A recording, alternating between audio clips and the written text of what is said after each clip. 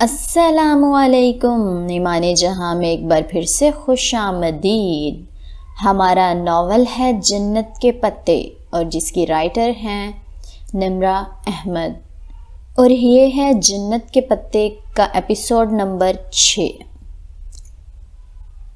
آہستہ آہستہ وہ جہان سکندر کے استنبول میں ایڈجسٹ ہوتی جا رہی تھی۔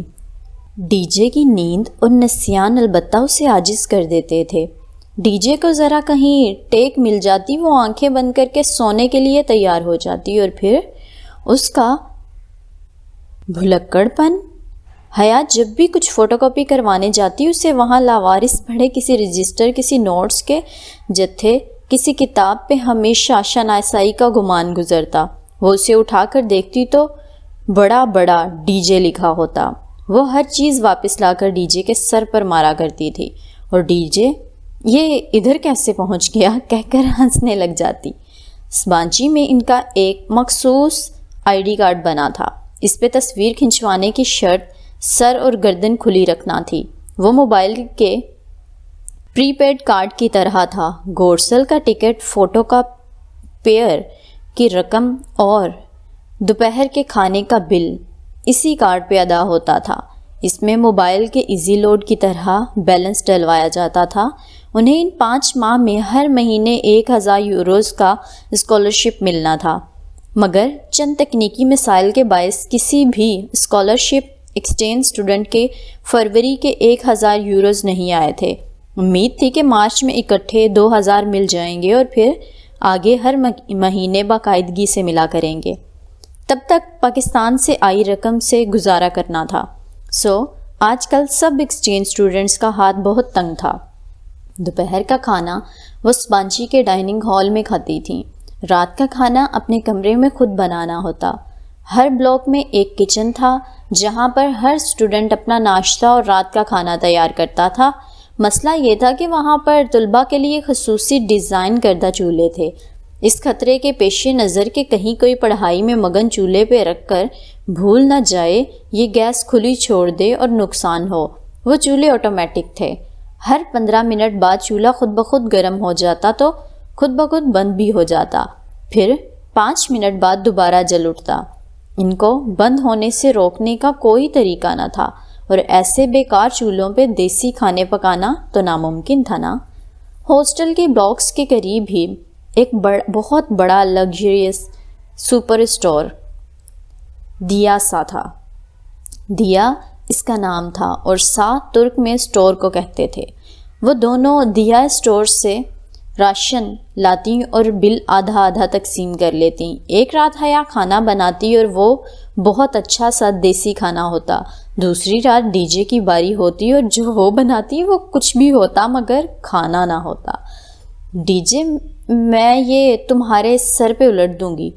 وہ جب بغیر بھنی ابلی ہوئی سبزی کا سالن دیکھتی یا پھر ابلے چاولوں پہ آملیٹ کے ٹکڑے تو ڈی جے پہ خود چلایا کرتی تھی۔ اور پھر ترکی کے مسالے، وہ تو اتنے پھیکے ہوتے کہ حیا 4 چمچ بھر کے سرخ مرچ ڈالتی تو وہ مشکل ذرا سا ذائقہ آتا۔ کھانے اس کے بھی پھیکے ہوتے مگر ڈی جے سے بہتر تھے۔ البتہ اپنے کمرے میں روز جب صبح ہوتی تو ڈی جے بنک کی سیڑھیاں پھلانگ کر اترتی اور اسے نہار منہ کھڑکی میں کھڑی ہو کر پھر پٹ کھول کر باہر چہرہ نکال کر زور سے آواز لگاتی، گڈ مارننگ ڈی جے۔ اور جب جواب میں دور کسی بلاک سے ایک لڑکا زور سے پکارتا، TEE، غالباً وہ ڈی جے کے الفاظ شاید ٹھیک سے سمجھ نہیں پاتا تھا۔ ڈی جے روز صبح یہی عمل دہراتی، گڈ مارننگ ڈی جے، اور جواب TEE بے۔ اس کے ٹی بے کہنے کے بعد وہ پکارتی، ذلیل، اور وہ لڑکا جواباً چلاتا، دادی۔ اس کے بعد حیا کمبل سے منہ نکال کر کشن اٹھاتی اور ڈی جے کو زور سے دے مارتی۔ یوں اس کی اور اس اندیکھے لڑکے کی گفتگو کا اختتام ہو جاتا۔ گھر روز ہی بات ہو جاتی تھی، البتہ موبائل کی رجسٹریشن میں مسئلہ ہوا تھا۔ ڈی جے کا تو رجسٹرڈ ہو گیا مگر حیا کے ساتھ ہوایوں کے اس کے پاسپورٹ پہ جہاں انٹری کی تاریخ 5 فروری لکھی تھی وہاں اوپر آفیسر کے دستخط کے بعد 5 کا ہندسہ بظاہر 6 لگ رہا تھا۔ تاریخ کا ذرا سا فرق مشکل پیدا کرنے لگا اور اس کا فون رجسٹرڈ نہ ہو سکا۔ وہ ترک سم اس پہ استعلال نہیں کرتی تھی کیونکہ ہفتے کے بعد غیر رجسٹرڈ فون پہ ترک سم بلاک ہو جاتی تو حالے نے اسے اپنا ایک پرانا موبائل سیٹ لا دیا اور وہ اس بدصورت موٹے بھدے فون کو برداشت کرنے پہ مجبور ہو گئی۔ اپنے موبائل پہ اس نے پاکستانی سم لگا دی تھی اور وہ رومنگ پہ ٹھیک چل رہا تھا۔ تمہارا کہاں کا پلان ہے؟ حیا نے چاول کی پلیٹ میں سے چمچہ بھرتے ڈی جے سے پوچھا۔ یہ پلاؤ اس کا اور ڈی جے کا مرغوب ترین کھانا بن چکا تھا اور ساتھ ترک کوفتے اور پھلوں کا سلاد۔ وہ دونوں آمنے سامنے ڈائننگ ہال میں بیٹھی جلدی جلدی کھانا کھا رہی تھیں۔ میں سسلی جانا چاہتی ہوں شاپنگ وغیرہ کے لیے، اور تم تو اپنی پھپھو کے گھر جاؤ گی نا؟ ڈی جے کوفتے کا سالن اولی میں سے نکالتے ہوئے گویا سالن گرانے ہی والی تھی۔ وہ یوں ہی ہر سالن میں سے تیل نکالا کرتی تھی، تلی ہوئی چیزوں کو اخبار میں لپیٹ کر دباتی اور پھر کھاتی۔ ہاں، اور تم ہڈیوں کا ڈھانچہ اسی لیے ہو۔ حیا نے رک کر ناگواری سے اس کے عمل کو دیکھا۔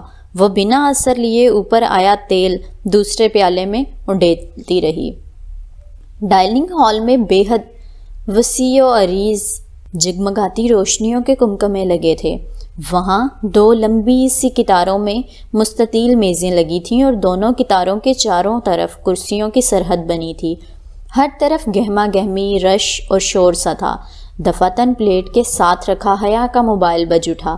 اس نے چمچہ پلیٹ میں رکھا اور نیپکن سے ہاتھ صاف کرتے ہوئے چمکتی اسکرین کو دیکھا۔ تایا فرقان، ہوم کالنگ۔ حیا، ارم بول رہی ہوں۔ کیسی ہو ارم؟ نوالا منہ میں تھا اس لیے اس کی پھنسی پھنسی سی آواز نکلی۔ ٹھیک، تم سناؤ؟ ارم کی آواز میں ذرا بے چینی تھی۔ سب خیریت ہے، تم بتاؤ، کوئی بات ہوئی ہے کیا؟ نہیں۔ ہاں سنو، ایک بات تھی۔ ارم کی آواز دھیمی سرگوشی میں بدل گئی۔ کہو، میں سن رہی ہوں۔ حیا نے آہستہ سے چمچہ رکھا اور نیپکن سے لبوں کو دبدبایا۔ اس کے ذہن کے پردے پہ وہ ویڈیو ابھری تھی۔ وہ یار، عجیب سی بات ہے مگر تم ابا وغیرہ کو نہ بتانا۔ اصل میں کل شام جب میں یونیورسٹی سے واپس آئی تو گیٹ کے قریب ایک خواجہ سرا تھا۔ اس نے مجھے روکا۔ حیا بالکل دم سادھے سنے گئی۔ پل بھر کو اس سے ڈائننگ ہال کی آوازیں آنا بند ہو گئیں۔ اس کی سماعت میں صرف ارم کے الفاظ گونج رہے تھے۔ پہلے تو میں ڈر گئی مگر اس نے کوئی غلط حرکت نہیں کی تو مجھے تسلی ہوئی۔ وہ مجھ سے تمہارا پوچھ رہا تھا کہ حیا باجی کہاں ہیں اور کیسی ہیں، امریکہ پہنچ گئی خیریت سے؟ میں نے بتایا کہ وہ امریکہ نہیں ترکی گئی ہے۔ پھر وہ کہنے لگا کہ میں تمہیں اس کا سلام اور وہ جھکی اور دعا دے دوں۔ اور کچھ نہیں، مگر تم ابا وغیرہ کو مت بتانا کہ میں نے ایک خواجہ سرا سے بات کی ہے۔ یہ بات تمہیں اس سے مخاطب ہونے سے قبل سوچنی چاہیے تھی۔ بہرحال میں نہیں جانتی وہ کون ہے۔ کیا نام بتایا اس نے تمہیں اپنا؟ ڈولی۔ پتہ نہیں کون ہے۔ آئندہ ملے تو بات نہ کرنا بلکہ نظر انداز کر کے گزر جانا۔ مزید چند باتیں کر کے اس نے فون رکھ دیا اور دوبارہ پلیٹ کی طرف متوجہ ہو گئی۔ ویسے تمہاری پپو کا کوئی ہینڈسم بیٹا ویٹا ہے؟ ڈی جے نیپکن سے ہاتھ صاف کر کے مگن سے انداز میں پوچھ رہی تھی۔ اس کا ہاتھ رک گیا۔ وہ چونک کر اسے دیکھنے لگی۔ کیوں؟ تمہاری چمک دمک دیکھ کر یہ خیال آیا۔ ڈی جے نے مسکراہٹ دباتے اپنی اینک انگلی سے پیچھے کی۔ حیا نے یوں ہی چمچہ پکڑے گردن جھکا کر خود کو دیکھا۔ پاؤں کو چھوتے زرد فراک اور چوڑی دار پجامے میں ملبوس تھی۔ فراک کی زرد شفون کی تنگ چوڑی دار آستینیں کلائی تک آتی تھیں۔ شفون کا دوپٹہ اس نے گردن کے گرد لپیٹ رکھا تھا۔ بال حسب عادت سمیٹ کر دائیں کندھے پہ ڈال کر ہاں ہے ایک بیٹا مگر شادی شدہ ہے۔ وہ لاپرواہی سے شانے اچکا کر پلیٹ میں بڑا سا کوفتہ کانٹے سے توڑنے لگی۔ سارا مزہ ہی خراب کر دیا۔ اور ڈی جے یہ کیا؟ وہ ڈی جے کے پیچھے کچھ دیکھ کر رکی تھی۔ کوفتہ ہے کیا؟ ڈی جے نے کانٹے میں پھنسے کوفتے کو دیکھ کر کہا۔ افواہ، اپنے پیچھے دیکھو۔ اوہ! اس نے جھنجھلا کر کہا تو ڈی جے نے گردن موڑی۔ وہاں ایک قدرے فربہی مائل لڑکی چلی آ رہی تھی۔ حیرت انگیز بات یہ تھی کہ وہ شلوار قمیض اور دوپٹے میں ملبوس تھی۔ اس بانچی میں ہم وطن؟ ڈی جے نے بے یقینی سے پلکیں جھپکیں۔ اگلے ہی پل وہ دونوں اپنے اپنے کوٹ اٹھا کر کھانا چھوڑ کر اس کی طرف لپکی تھیں۔ وہ لڑکی اپنی کتابیں سنبھالتی چلی آ رہی تھی۔ ان دونوں کو دیکھ کر ٹھٹکی۔ وہ ڈی جے کی شلوار قمیض اور حیا کا فراک پاجامہ بے یقینی سے دیکھ رہی تھی اور وہ دونوں اس کی شلوار قمیض۔ آپ پاکستانی ہیں؟ حیا پرجوش سی اس کے پاس گئی۔ ڈی جے اس سے ذرا پیچھے تھی۔ نہیں، میں انڈین ہوں۔ ڈی جے ڈھیلی پڑ گئی۔ رہنے دو حیا، مجھے ابھی ورلڈ کپ کا غم نہیں بھولا۔ اس نے سرگوشی کی۔ 3 سال پہلے مصباح الحق کا آخری بال پہ آؤٹ ہونا ڈی جے کو کبھی نہیں بھولتا تھا۔ حیا نے زور سے اپنا پاؤں ڈی جے کے جوتے پہ رکھ کر دبایا۔ ہم پاکستانی ایکسچینج اسٹوڈنٹس ہیں، حیا سلیمان اور یہ خدیجہ رانا۔ آپ؟ میں انجم ہوں۔ میں اور میرے ہسبینڈ پی ایچ ڈی کر رہے ہیں اور ہم دونوں یہاں پڑھاتے بھی ہیں۔ ادھر فیکلٹی میں ہمارا اپارٹمنٹ ہے، وہیں رہتے ہیں۔ ہم کبھی آنا ادھر؟ انجم ان دونوں سے زیادہ پرجوش ہو گئی تھی۔ شیور انجم باجی۔ ڈی جے ان کا مسلمان ہونا سن کر پھر سے خوش ہو گئی تھی۔ وہ تینوں کافی دیر وہاں کھڑی باتیں کرتی رہیں اور جب ڈی جے کو یاد آیا کہ گورسل نکلنے میں 5 منٹ ہیں تو انجم باجی کو جلدی سے خدا حافظ بول کر وہ اپنا کوٹ ہاتھوں میں پکڑے بھاگ گئیں۔ وہ ٹاکسم کے پارک میں سنگی بینچ پر بیٹھی تھی۔ اس نے اپنا لمبا سفید اونی کوٹ اب زرد فراک پہ پہن لیا تھا اور سر جھکائے ہاتھ میں پکڑی شکن زدہ چٹ پہ سبین پھپھو کا نمبر ملا رہی تھی۔ ابھی تک اس نے اس نمبر کو موبائل میں محفوظ نہیں کیا تھا۔ کال کا بٹن دبا کر اس نے وہ بھدا ترک فون کان سے لگایا۔ وہاں دور تک سبزہ پھیلا تھا، خوشنما پھول اور رنگوں تتلیوں کی بہتات۔ ہوا اس کے لمبے بال اڑا رہی تھی۔ وہ موسم سے لطف اندوز ہوتے ہوتے فون پہ جاتی گھنٹی سننے لگی۔ ہیلو۔ بہت دیر بعد جیہان نے فون اٹھایا۔ جیہان، میں حیا۔ اس کے انداز میں خفت در آئی۔ اس سے کہہ رکھا تھا اس لیے آج جا رہی تھی، ورنہ اس سرخ کوٹ نے تو اسے خوب بے وقت کیا تھا۔ ہاں حیا بولو۔ وہ مصروف سا لگ رہا تھا۔ وہ میں ٹاکسم پہ ہوں، تم مجھے یہاں سے پک کر کے گھر لے جا سکتے ہو؟ آج ویکنڈ تھا تو۔ سوری حیا، میں شہر سے باہر ہوں، تم گھر ممی کو فون کر لو نا۔ یہ تمہارے گھر کا نمبر نہیں ہے؟ اس نے حیرت سے چٹ کو دیکھا۔ نہیں، یہ تو میرا موبائل نمبر ہے۔ تو کیا اس نے داور بھائی کی مہندی والے روز جیہان کے موبائل پہ فون ملا دیا تھا؟ اوہ، مجھے پھپھو کا نمبر لکھوا دو۔ جیہان نے فوراً نمبر لکھوا دیا۔ اچھا، میں ڈرائیو کر رہا ہوں، پھر بات ہوتی ہے۔ مزید کچھ سنے بغیر اس نے فون بند کر دیا۔ وہ دل محسوس کر رہ گئی۔ عجیب اجنبی سا اپنا پن تھا۔ پھپھو اسے کیب پہ لینے آئی تھیں۔ وہ جو چند لیرہ کی بچت کے چکر میں کیب کر کے نہیں گئی تھی، خوب شرمندہ ہوئی۔ گاڑی نہیں تھی تو بتاتی، میں تو ایسے ہی۔ کوئی بات نہیں، گاڑی تو جیہان کے پاس ہی ہوتی ہے۔ اور وہ مزید شرمندہ ہوئی۔ پھر گردن موڑ کر کھڑکی کے باہر دوڑتے درخت دیکھنے لگی۔ اسے پھپھو کچن میں ہی لے آئیں۔ حسب عادت وہ کام میں مصروف ہو گئیں۔ یہ میرے لیے اتنا بکھیڑا پالنے کی کیا ضرورت تھی پھپھو؟ وہ ارد گرد پھیلی اشیاء دیکھ کر خفا ہوئی تھی۔ کوئی بات نہیں، تم میری بیٹی ہو، میرا ہاتھ بٹا دو گی، اس لیے میں نے یہ سب شروع کر لیا۔ دونوں کے درمیان پچھلی ملاقات کی ناخوشگوار اختتام کا کوئی تذکرہ نہ ہوا، جیسے کچھ ہوا ہی نہ ہو۔ چلیں پھر، آج پلاؤ تو میں ہی بناتی ہوں، مجھے ریسپی سمجھا دیں آپ۔ ویسے بھی ترکوں کی میز اس پلاؤ کے بغیر ادھر ادھوری لگتی ہے۔ وہ کوٹ اسٹینڈ پر لٹکا کر آستین کلائی سے پیچھے کرتی واپس آئی۔ دوپٹہ اس نے اتار کر کرسی پہ رکھ دیا تھا۔ پہلے تو تم چکن کی بوٹیاں کر دو۔ انہوں نے ٹوکری میں رکھے مسلم مرغ کی طرف اشارہ کیا اور خود چولہے پہ چڑھی دیچکی میں چمچہ ہلانے لگیں۔ چھری تو یہ پڑی ہے، کٹنگ بورڈ کدھر ہے؟ وہ ادھر ادھر دیکھنے لگی۔ Cutting board? اوہو، وہ تو صبح سے نہیں مل رہا۔ جیہان بھی پتہ نہیں چیزیں اٹھا کر کدھر رکھ دیتا ہے۔ ٹھہرو، میں ایک پرانا بورڈ لے آؤں اوپر اٹیک سے۔ پھر رہنے دیں آپ، میں لے آتی ہوں۔ اٹیک اوپر کس طرف ہے؟ اٹیک وہ سیڑھیوں سے اوپر راہداری کے آخری سرے پہ، مگر تمہیں تکلیف ہوگی میں خود آپ گوشت بھونے پھپھو، جل نہ جائے، میں بس ابھی آئی۔ وہ ننگے پاؤں چلتی باہر لیونگ روم میں آئی۔ سیڑھیاں کے ساتھ لگے کدآور آئینے میں اسے اپنا عکس دکھائی دیا تو ذرا سا مسکرا دی۔ فرش کو چھوتے زرد فراک میں وہ کھلتے پھول کی طرح لگ رہی تھی۔ گلے کا کاٹ کھلا تھا اور اس کے دھانے پہ چھوٹے چھوٹے سورج مکھی کے پھولوں کی لیس نیم دائرے میں لگی تھی۔ یوں لگتا تھا اس کے خوبصورت لمبی گردن میں سورج مکھی کے پھولوں کا ڈھیلا سا ہار لٹک رہا ہو۔ اس نے انگلیوں سے فراک پہلو سے ذرا اٹھایا اور ننگے پاؤں لکڑی کے زینوں پہ چڑھنے لگی، اور راہداری کے آغاز میں ایک کمرے کا دروازہ بند تھا۔ شاید وہ جیہان کا کمرہ تھا۔ ابھی گھر میں داخل ہوتے ہوئے پھپھو کچھ ایسا ہی بتا رہی تھیں۔ وہ ایک نظر بند دروازے پہ ڈال کر آگے بڑھ گئی۔ فراک اب اس نے پہلوؤں سے چھوڑ دیا تھا۔ اٹیک میں آگے پیچھے بہت سے صندوق اور دوسرا کاٹ کباڑ رکھا تھا۔ وہ متذبذب سی اندر آئی۔ بتی نہ جانے کدھر تھی۔ اس نے دروازہ کھلا رہنے دیا۔ باہر سے آتی روشنی کافی تھی۔ وہاں ہر سو سامان رکھا تھا۔ کٹنگ بورڈ نہ جانے کدھر تھا۔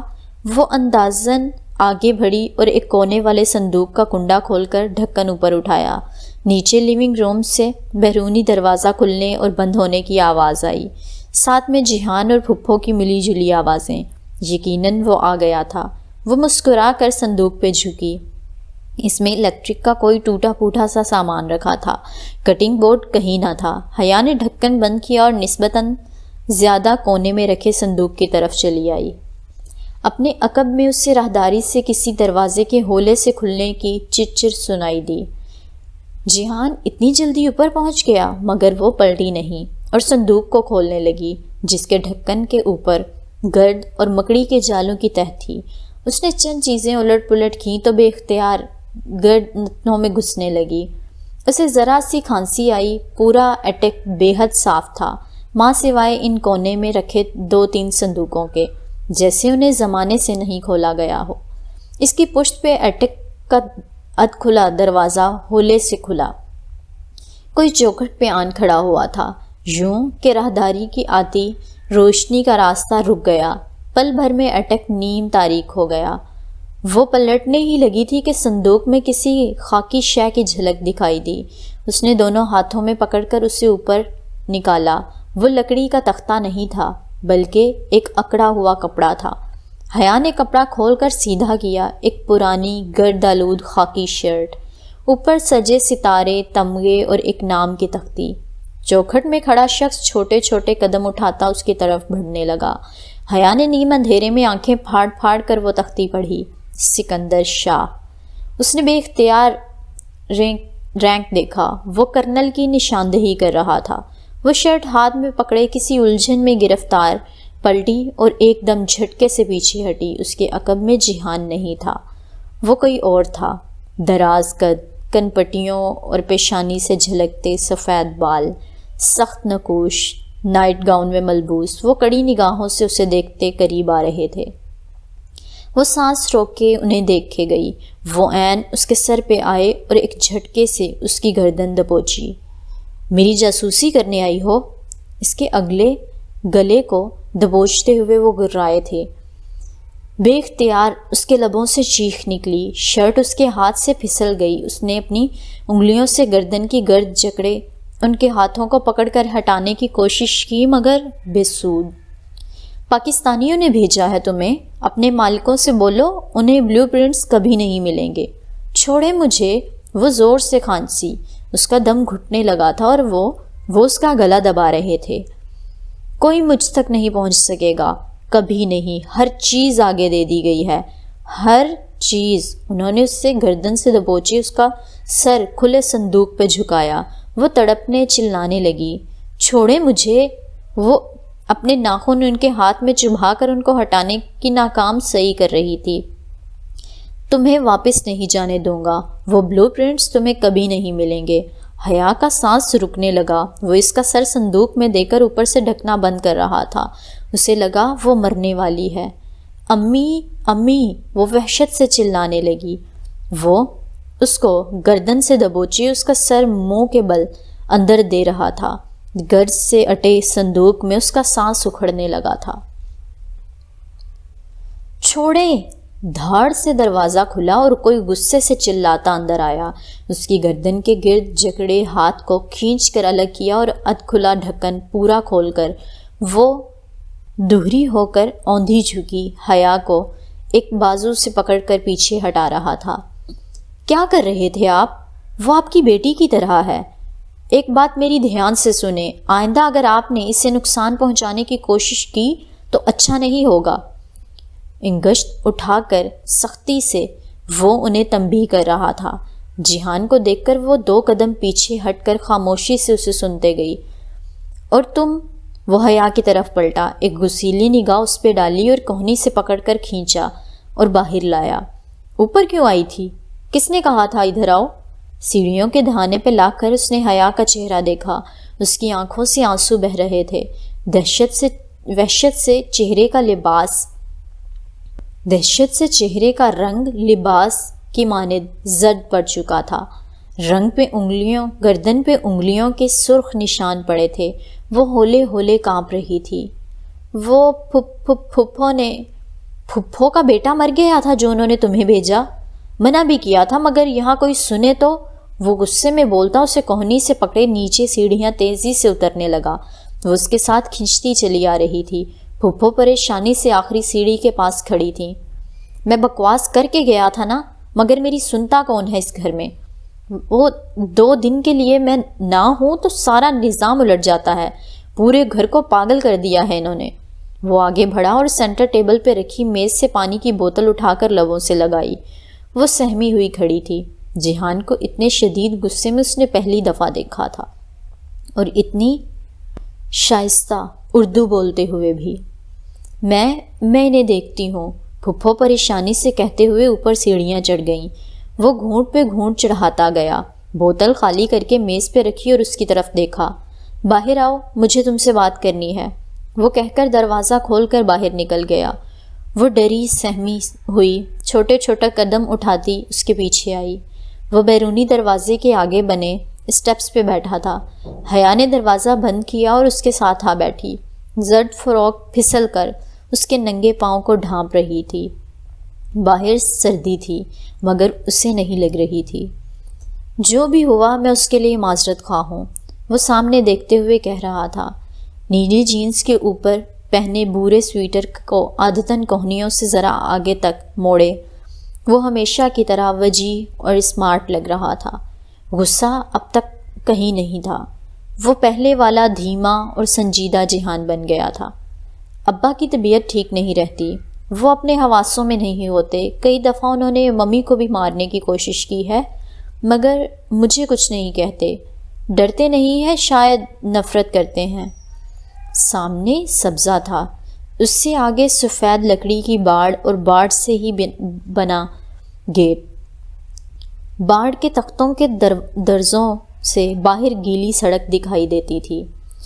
نیم ہوا گھاس پر سے سرسراتی ہوئی گزر رہی تھی۔ وہ گھٹنوں کے گرد بازوؤں کا حلقہ بنائے چہرہ جیہان کی جانب موڑے بیٹھی تھی۔ فروک کا فرش کو چھوتا دامن ہوا کی لہروں سے پھڑپھڑاتا ہوا اوپر اٹھ جاتا تو پاجامے کی تنگ چوڑیوں میں مقید ٹخنے اور پاؤں جھلکتے۔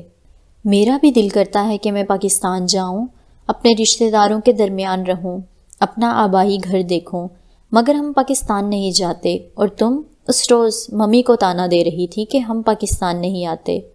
نہیں، وہ گڑبڑا گئی تھی مگر وہ نہیں سن رہا تھا۔ حیا، ہم کبھی پاکستان واپس نہیں جا سکتے۔ مگر کیوں؟ وہ سناٹے میں رہ گئی تھی۔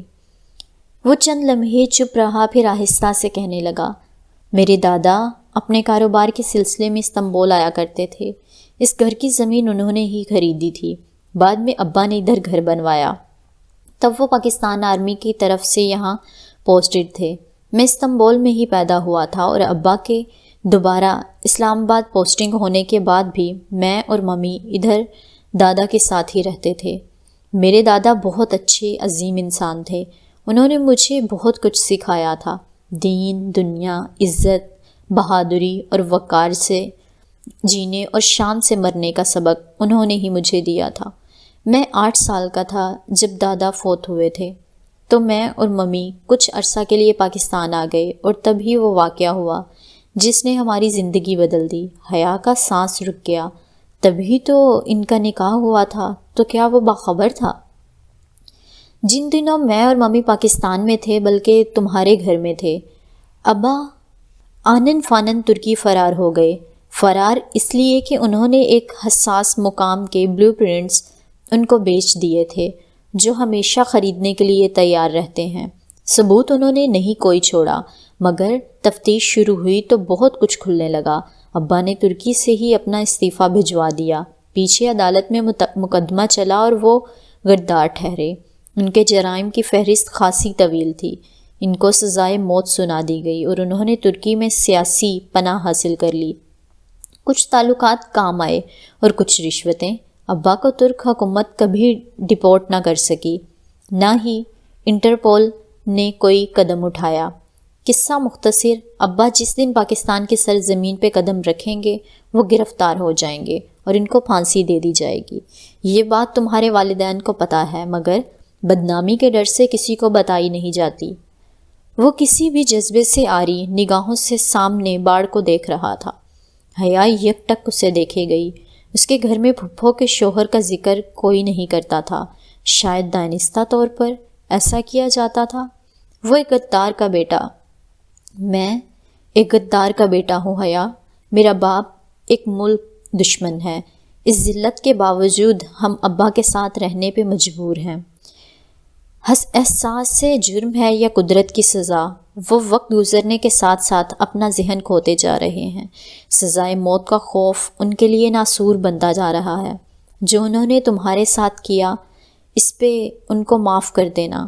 وہ میرے باپ ہیں، اور باوجود اس کے کہ یہ حقیقت مگر بہت جگہ پہ میرا سر جھکائے گی، مگر پھر بھی میں ان سے محبت کرنے پہ مجبور ہوں حیا۔ حیا نے گہری سانس لی۔ اس کے کسی قصے میں اس کا قصہ نہیں تھا، کسی داستان میں حیا کی داستان نہ تھی۔ میں کام سے باہر جا رہا ہوں، آج کھانا کھا کر جانا۔ وہ اٹھا اور دروازہ کھول کر اندر چلا گیا۔ شاید وہ صرف اب بھی تنہائی چاہتا تھا۔ حیا گردن موڑ کر اسے جاتے ہوئے دیکھنے لگی۔ وہ ننگے پاؤں لکڑی کے فرش پہ چلتا سیڑھیوں کی طرف بڑھ رہا تھا۔ حیا، ڈی جے، ٹالی نے انہیں اس وقت پکارا جب وہ دونوں ڈی جے کے بنک پہ بیٹھی ڈی جے کی شاپنگ پہ تبصرہ کر رہی تھیں۔ وہ 13 فروری کی دوپہر تھی۔ انہیں ترکی آئے 8واں روز تھا، اور ڈی جے جو اٹیلین ڈے کی رونق دیکھنے آج ٹاکسم گئی تھی، مایوس سی واپس آئی تھی۔ پاکستان کے برعکس ترک ہر کام چھوڑ کر سرخ رنگ میں نہا نہیں جاتے تھے، بلکہ سوائے سرخ پھولوں کی فروخت کے استنبول میں ویلنٹائن ڈے کا کوئی آثار نہ تھے۔ جب ڈی جے خوب مایوس ہو چکی تو اس نے یہ کہہ کر اپنے خیالات میں ترمیم کر لی کہ بھاڑ میں گیا یہ ویلنٹائن، ہمیں اس تہوار سے کیا لینا دینا۔ ان کی اس گفتگو میں مخل ہونے والی اسرائیلی ایکسچینج اسٹوڈنٹ تھی۔ ہاں؟ وہ دونوں رک کر نیچے دیکھنے لگی، جہاں ٹالی ان کے بنک سے نیچے لٹکتی سیڑھی کے ساتھ کھڑی تھی۔ وہ لڑکے تمہارا پوچھ رہے تھے۔ حیا اور ڈی جے نے ایک دوسرے کو دیکھا اور پھر ٹالی کو۔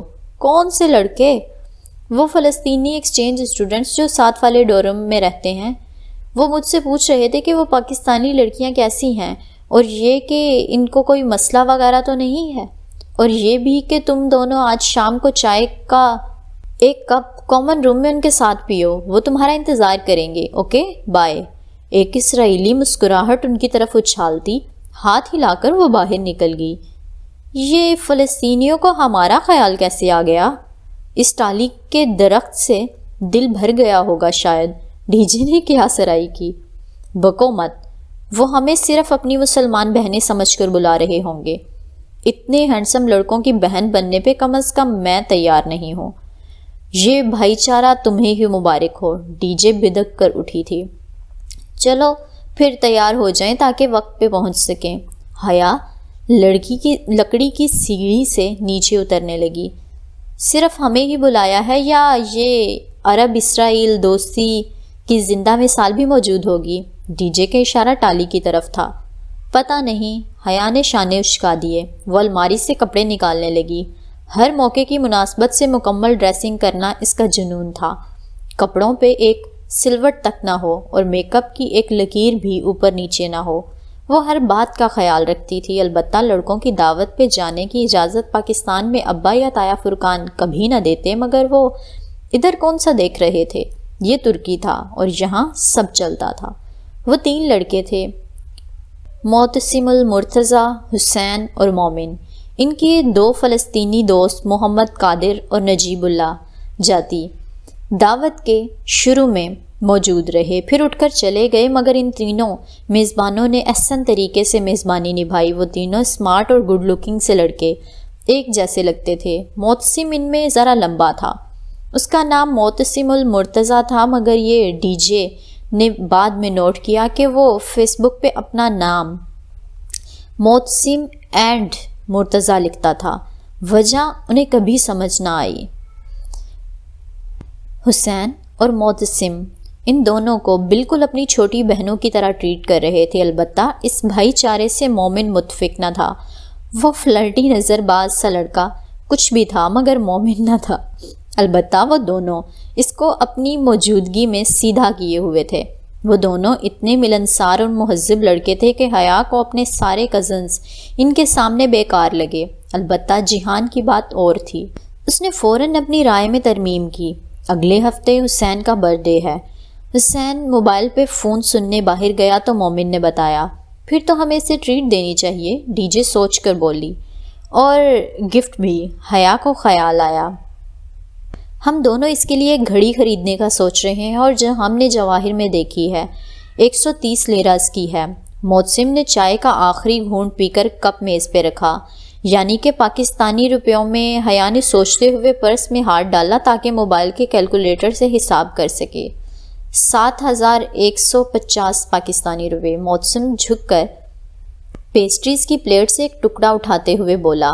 حیا کا پرس کو کھنگالتا ہاتھ رک گیا۔ اس نے حیرت و بے یقینی سے معتصم کو دیکھا۔ تم نے اتنی جلدی حساب کیسے کیا؟ میں میتھس کا اسٹوڈنٹ ہوں۔ وہ جھینپ کر مسکرا دیا، اور معتصم کا ایک ہی خواب ہے کہ وہ میتھس میں نوبل پرائز لے۔ مومن حیا کے ہاتھوں کو دیکھتے ہوئے کہنے لگا۔ وہ تھوڑی دیر بعد معتصم سے آنکھ بچا کر حیا کے سراپے کا جائزہ لے لیتا تھا۔ حیا قدرے رخ موڑے معتصم کی طرف متوجہ تھی۔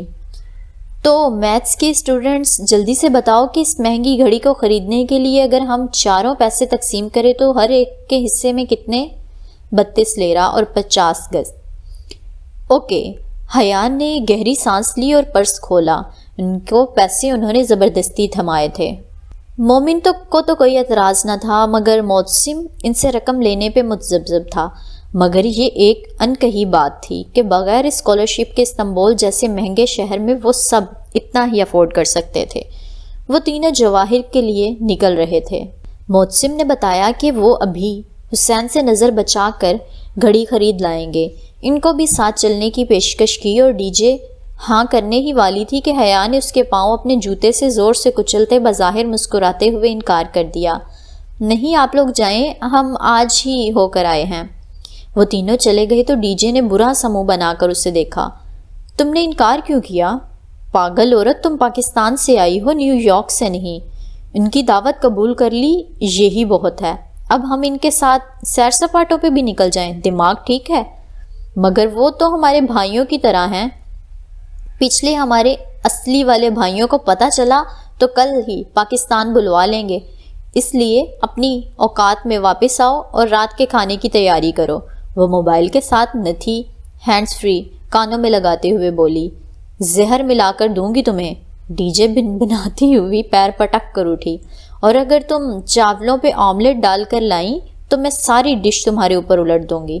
وہ وہیں صوفے پہ لمبی بیٹھی اب موبائل کے بٹن دبا رہی تھی۔ دھیما میوزک اس کے کانوں میں بجنے لگا۔ ڈی جے غصے میں بہت کچھ کہتی گئی، مگر اسے سنائی نہیں دے رہا تھا۔ وہ آنکھیں موندے ہولے ہولے پاؤں جھلانے لگی۔ ڈی جے پیر پٹک کر باہر نکل گئی۔ وہ رات ویلنٹائن کی رات تھی۔ ڈی جے کا ڈی جے کامن روم میں منعقد اس آل گرلز پارٹی میں جا چکی تھی جو لڑکیوں نے مل کر دی تھی، جبکہ حیا آئینے کے سامنے کھڑی اپنا کاجل درست کر رہی تھی۔ اس کی تیاری مکمل تھی، لیکن جب تک وہ اپنی آنکھوں کے کٹوروں کو کاجل بھر نہ لے اسے تسلی نہیں ہوتی تھی۔ ابھی وہ کاجل کی سلائی نوک آنکھ کے کنارے سے رگڑ ہی رہی تھی کہ دروازہ بجا۔ دھیمی سی دستک اور پھر خاموشی۔ اس نے کاجل کی سلائی نیچے کی اور پلٹ کر دیکھا۔ یہ انداز ڈی جے کا تو نہ تھا۔ وہ یوں ہی کاجل پکڑے آگے بڑھی اور نوب گھما کر دروازہ کھولا۔ باہر بالکنی میں روشنی تھی۔ جیسے ہی اس نے دروازہ کھولا بالکنی تاریک ہو گئی۔ غالباً سیڑھیوں کے اوپر لگا بلب بجھ گیا تھا۔ کیا کوئی آ کر واپس پلٹ گیا تھا؟ کون؟ اس نے گردن آگے کر کے راہداری میں دونوں سمت دیکھا۔ ہر سو خاموشی تھی۔ بالکنی ویران تھی، وہاں سردی تھی اور اندر کمرہ گرم تھا۔ وہ چند ثانیے کھڑی رہی، پھر دھیرے سے شانے اچکا کر پلٹنے ہی لگی تھی کہ اوہ نہیں! اس کے لبوں سے ایک اکتائی ہوئی کراہ نکلی۔ چوکھٹ پہ اس کے قدموں کے ساتھ سفید گلابوں کا بوکے اور ایک بند لفافہ رکھا تھا۔ وہ جھکی، دونوں چیزیں اٹھائیں اور جارحانہ انداز میں لفافے کا منہ پھاڑا۔ اندر رکھا چوکور سفید کاغذ نکالا اور چہرے کے سامنے کیا۔ Happy Valentine day from your Valentine. اس نے لب بھینچ کر تنفر سے وہ تحریر پڑھی اور پھر غصے سے کاغذ مروڑ کر گلدستے سمیت پوری قوت سے راہداری میں دے مارا۔ آؤچ! وہ واپس مڑنے ہی لگی تھی جب کسی کی بوکھلائی ہوئی آواز سنی۔ اس نے چونک کر پیچھے دیکھا۔ گلدستہ اور کاغذ سیدھے ہاتھ والے کمرے سے نکلتے موسم کے جا لگے تھے اور اس سے ٹکرا کر اب اس کے قدموں میں پڑے تھے۔ یہ کیا ہے؟ وہ ہکا بکا کھڑا تھا۔ آئی ایم سوری موسم، وہ شدید بیزاری سے بمشکل ضبط کر کے بولی۔ موسم کو وضاحت دینے کا سوچ کر ہی اسے کوفت ہونے لگی تھی۔ یہ میں نے تمہیں نہیں دیے بلکہ کسی فضول انسان نے مجھے بھیجے ہیں۔ تم برا مت ماننا، ان کو ڈسٹ بن میں ڈال دینا۔ وہ ایک ہاتھ دروازے پر رکھے دوسرے میں کاجل پکڑے ذرا رکھائی سے بولی۔ موسم نے جھک کر وہ کاغذ اٹھایا اور سیدھے ہوتے ہوئے اس کی شکنیں درست کر کے چہرے کے سامنے کیا۔ حیا کو کوفت ہونے لگی۔ میں کہہ رہی ہوں نا سوری۔ وہ جو قدرے بھویں سکیڑے کاغذ کو دیکھ رہا تھا چونک کر اسے دیکھنے لگا۔ نہیں اٹس اوکے، مگر یہ تمہیں کوئی اس بانچی میں تنگ کر رہا ہے؟ وہ تحریر پہ نگاہیں دوڑاتے تشویش سے پوچھ رہا تھا۔ یہ بات نہیں ہے، یہ بہت پہلے سے میرے پیچھے پڑا ہے، لمبی کہانی ہے، جانے دو، اس کو کوڑے میں پھینک دینا، گڈ نائٹ۔ وہ مزید مروت کا مظاہرہ کیے بغیر دروازے کا کواڑ بند کرنے ہی لگی تھی جب وہ ہولے سے بولا، یہ گیلا کیوں ہے؟ تم روئی ہو؟ کچھ تھا اس کی آواز میں کہ دروازہ بند کرتی حیا ٹھٹک کر رکی، پھر پٹ نیم واک کیا اور باہر بالکنی میں قدم رکھا۔ میں کیوں روؤں گی؟ وہ کاغذ کو دیکھتے ہوئے بولی۔ موسم کاغذ کے نچلے دائیں طرف کے کنارے پہ انگلی پھیر رہا تھا۔ پھر یہ گیلا کیوں ہے؟ شاید پھولوں پہ پانی تھا؟ حیا نے میکینکی انداز میں نفی میں گردن ہلائی۔ نہیں، یہ تو موٹے لفافے میں مہر بند تھا۔ موسم نے وہ نم حصہ ناک کے قریب لے جا کر آنکھیں موندے سانس اندر کو کھینچی۔ سٹرس، لیمو، لائم۔ وہ متذبذب سا حیا کو دیکھنے لگا۔ کیا کہہ رہی ہو؟ مجھے کچھ سمجھ نہیں آ رہا۔ کسی نے اس کے نچلے کنارے پہ لیمو کا رس لگایا ہے۔ پھر اس نے ذرا چونک کر حیا کو دیکھا۔ تمہارے پاس ماچس ہے؟ وہ جواب دیے بنا الٹے قدموں پیچھے آئی اور دروازہ پورا کھول کر ایک طرف ہو گئی۔ موسم قدرے جھجکا، پھر کاغذ پکڑے اندر داخل ہوا۔ حیا نے اپنی اور ڈی جے کی میز کی کرسیاں کھینچ کر آمنے سامنے رکھی اور پھر ٹالی کے میز پر چیزیں الٹ پلٹ کرنے لگی۔ کیا تم بچپن میں لیمو کا رس اور آگ والا کھیل کھیلتے تھے؟ وہ میز کی دراز کھول کر کچھ ڈھونڈ رہی تھی۔ موسم دھیرے سے ہنسا۔ بہت کھیل کھیلے ہیں اور ان میں سے اکثر آگ والے ہوتے تھے۔ فلسطین میں بہت آگ ہے، شاید تم نہ سمجھ سکو۔ چلو آج ان ترکوں کے کھیل اسرائیلی آگ سے کھیلتے ہیں۔ وہ دراز سے ایک سگریٹ لائٹر نکال کر اس کے سامنے کرسی پہ آ بیٹھی اور لائٹر اس کے ہاتھ طرف بڑھایا۔ موسم نے لائٹر کا پہیہ انگوٹھے سے دبا کر گھمایا تو آگ کا نیلا زرد سا شعلہ جل اٹھا۔ احتیاط سے، وہ بے اختیار کہہ اٹھی۔ معتصم نے جواب نہیں دیا۔ وہ خط کے نم حصے کو جو ابھی تک سوکھا نہیں تھا شعلے کے قریب لایا، ذرا سی تپش ملی اور الفاظ ابھرنے لگے، بڑے بڑے کے لکھے انگریزی کے 3 حروف ARP۔ وہ حروف این فرام یور ویلنٹائن کے نیچے لکھے تھے۔ وہ دونوں چند لمحے کاغذ کے ٹکڑے پہ ابھرے بھورے حروف کو تکتے رہے، پھر ایک ساتھ گردن اٹھا کر ایک دوسرے کو دیکھا۔ ARP appear? کیسا لفظ ہے یہ؟ حیا نے ممکنہ ادائیگی کے دونوں طریقے سے حروف کو ملا کر پڑھا۔ شاید کوئی نام؟ کیا عرب کوئی ترک نام ہے؟ معلوم نہیں، معتصم نے شانے اچکا دیے۔ حیا سوچتی نگاہوں سے کاغذ کو تکتی رہی۔ کیا میں تمہاری کوئی مدد کر سکتا ہوں؟ اس نے ایک نظر معتصم کو دیکھا، پھر نرم سا مسکرائی۔ تم کر چکے ہو معتصم۔ وہ ہولے سے مسکرا کر کھڑا ہوا اور کاغذ میز پر رکھا۔ وہ جو بھی ہے شاید تمہیں اپنا نام بتانے کی کوشش کر رہا ہے۔ وہ کون ہو سکتا ہے یہ تم بہتر سمجھ سکتی ہو۔ مجھے اب چلنا چاہیے۔ Thank you Mutasim. معتصم نے ذرا سے سر کو جنبش دی اور باہر نکل گیا۔ دروازے کا کیچر سست روی سے واپس چوکھٹ تک جانے لگا۔ حیا چند لمحے میز پہ رکھے کنارے سے بھورے ہوئے کاغذ کو دیکھے گئی، پھر بے اختیار کسی میکینکی عمل کے تحت اس نے ہاتھ میں پکڑی کاجل کی سلائی کو سیدھا کیا اور بائیں ہتھیلی کے پشت پہ وہ 3 حروف اتارے، ARP۔ دروازہ چوکھٹ کے ساتھ لگنے ہی والا تھا۔ ذرا سی درد سے باہر راہداری میں گرا گلدستہ دکھائی دے رہا تھا۔ 1-2 پل مزید گزرے اور زوردار ٹھا کے آواز کے ساتھ دروازہ بند ہو گیا۔ وہ اپنی ہتھیلی کی پشت پر سیاہ رنگ میں لکھے وہ 3 الفاظ دیکھ رہی تھی، ARP۔ اس نے اوپر کیبنٹ کا دروازہ کھولا، چند ڈبے الٹ پلٹ کیے۔ نچلے خانے میں سرخ مرچوں کا ڈبہ نہیں تھا۔ وہ ایڑیاں اٹھا کر ذرا سی اونچی ہوئی اور اوپر والے خانے میں جھانکا۔ وہاں سامنے ایک پلاسٹک کے بے رنگ ڈبے میں سرخ پاؤڈر رکھا نظر آ رہا تھا۔ اس نے ڈبہ نکالا اور کاؤنٹر کی طرف آئی۔ وہاں ڈی جے کھڑی سلیب پہ کٹنگ بورڈ کے اوپر پیاز رکھے کھٹاکھٹ کاٹ رہی تھی۔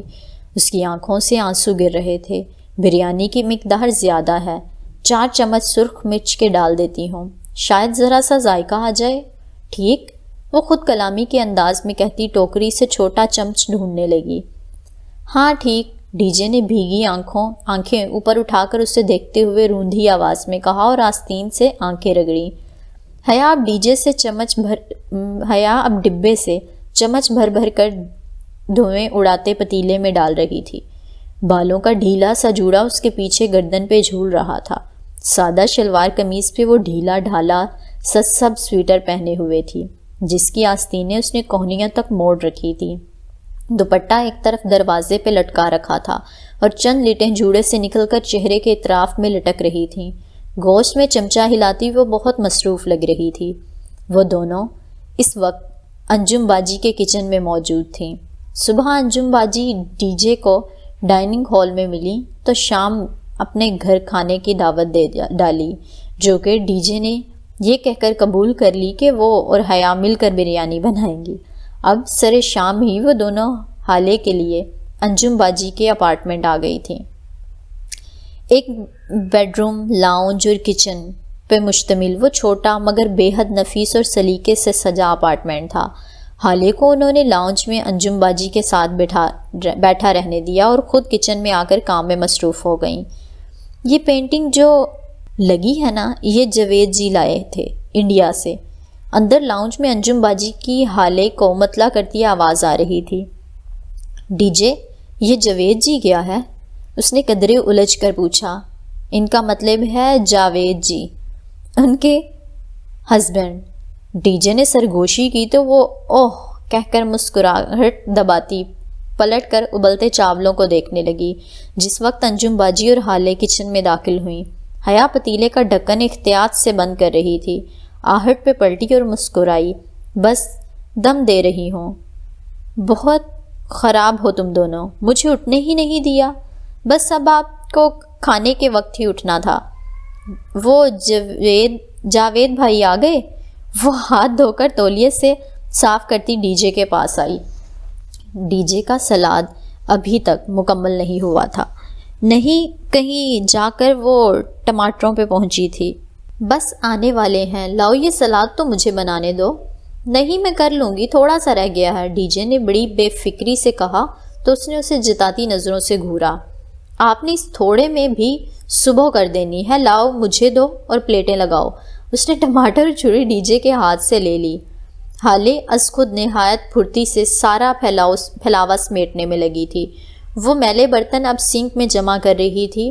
وہ ان کبھی کبھی کام کرنے والی دونوں پاکستانی لڑکیوں کی نسبت بہت تیزی سے ہاتھ چلا رہی تھی۔ ڈی جے کیبنٹ سے پلیٹیں نکالنے لگی اور انجم باجی رائتا بنانے لگی۔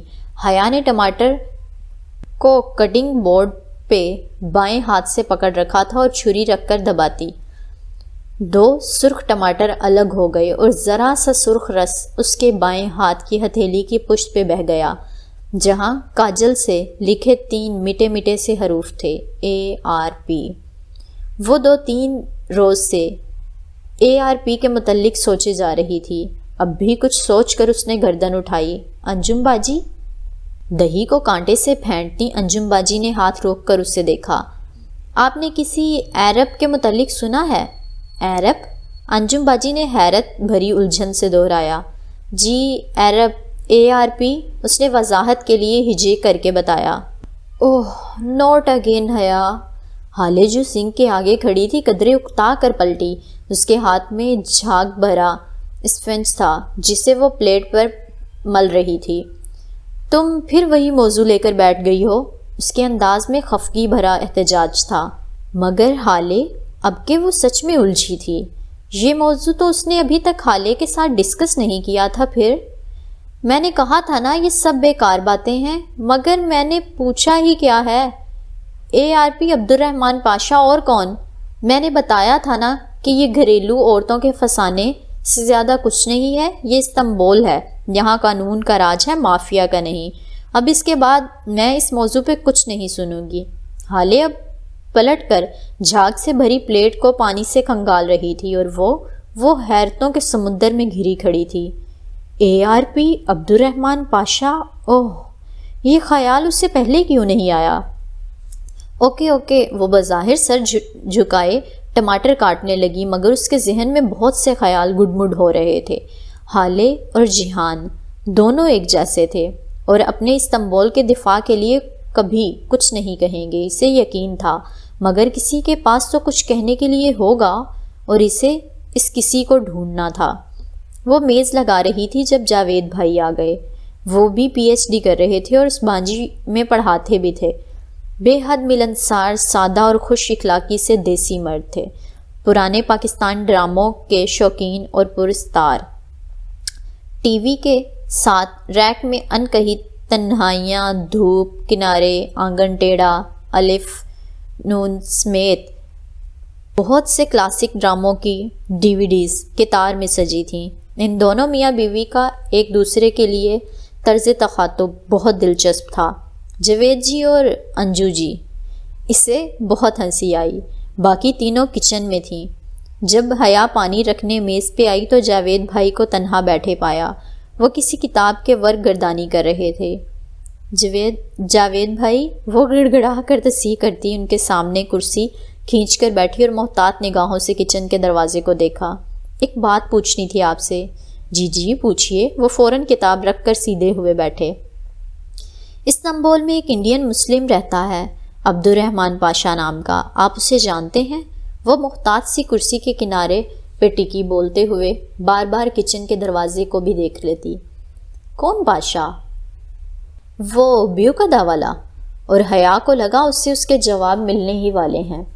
جی وہی، وہ خاصا مشہور ہے۔ ہاں سنا تو میں نے بھی ہے، بیوقدہ میں اس کا کافی ہولڈ ہے، وہ مال امپورٹ ایکسپورٹ کرتا ہے۔ کیا وہ مافیا کا بندہ ہے؟ اسلحہ اسمگل کرتا ہے؟ ایک پروفیسر کو مافیا کے بارے میں کیا معلوم ہوگا جی؟ وہ کھسیاہٹ سے مسکرائے تھے۔ یعنی کہ وہ واقعی مافیا کا بندہ ہے اور آپ کو معلوم بھی ہے، مگر آپ اعتراف نہیں کرنا چاہ رہے۔ اس نے اندھیرے میں تیر چلانا چاہا۔ میں ٹھیک سے کچھ نہیں جانتا، انہوں نے سادگی سے ہتھیار ڈال دیے۔ دفعتاً کچن سے انجم باجی کی چیخ بلند ہوئی۔ وہ جو کرسی کے کنارے پہ ٹکی تھی گھبرا کر اٹھی اور کچن کی طرف لپکی۔ کیا ہوا؟ انجم باجی سرخ بھگو کا چہرہ اور آنکھوں میں پانی لیے کھڑی تھی۔ اس کے ہاتھ میں خالی چمچہ تھا۔ مرچیں؟ اتنی مرچیں حیا؟ نہیں، یہ ترکی کی مرچیں پھیکی ہوتی ہیں تو میں نے صرف 4 چمچے۔ 4 چمچے؟ ان کی آنکھیں پھیل گئیں۔ یہ ترکی نہیں، خالص بمبئی کی مرچیں ہیں، میں سارے مسالے وہیں سے لاتی ہوں۔ اوہ نہیں، اس نے بے اختیار دل پہ ہاتھ رکھا جبکہ ڈی جے ہنس ہنس کر دوہری ہو رہی تھی۔ اور یہ لنچ شروع ہونے سے پہلے ہی ہوا ختم، اور آج کا ایپیسوڈ بھی۔ اگر آپ کو ناول اچھا لگ رہا ہے تو پلیز ویڈیوز کو لائک کر دیا کریں، اور اگر ابھی تک چینل کو سبسکرائب نہیں کیا تو پلیز چینل کو سبسکرائب کر کے بیل آئیکن کے بٹن کو بھی دبا لیں تاکہ ہر نیا آنے والا ایپیسوڈ آپ تک سب سے پہلے پہنچ پائے۔ ملیں گے اگلے ایپیسوڈ کے ساتھ، تب تک کے لیے اللہ حافظ۔